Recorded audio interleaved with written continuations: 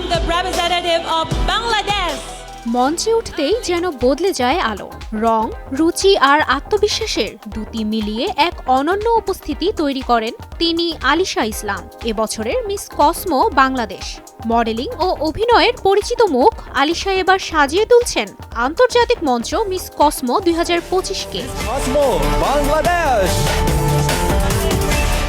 কখনো সবুজ শর্ট কামিজ পরে বাংলাদেশকে ধারণ করছেন পতাকার মর্যাদায়, কখনো পরছেন বহু লেয়ারযুক্ত ফ্লোরাল ড্রেস, যেন প্রকৃতির রং তাকে ঘিরে রেখেছে।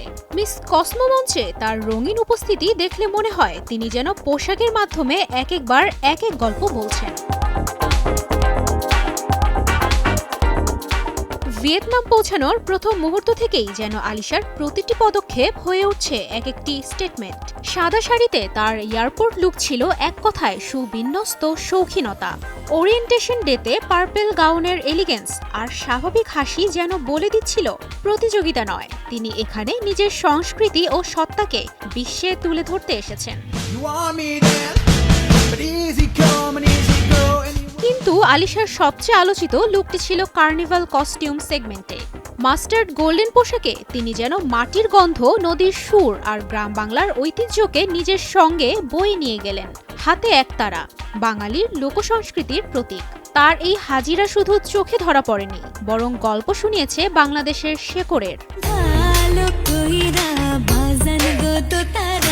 মিস ওয়ার্ল্ড, মিস ইউনিভার্সের মতো সৌন্দর্য প্রতিযোগিতার নাম কম বেশি সবাই জানলেও এই জগতে তুলনামূলক নতুন নাম মিস কসমো।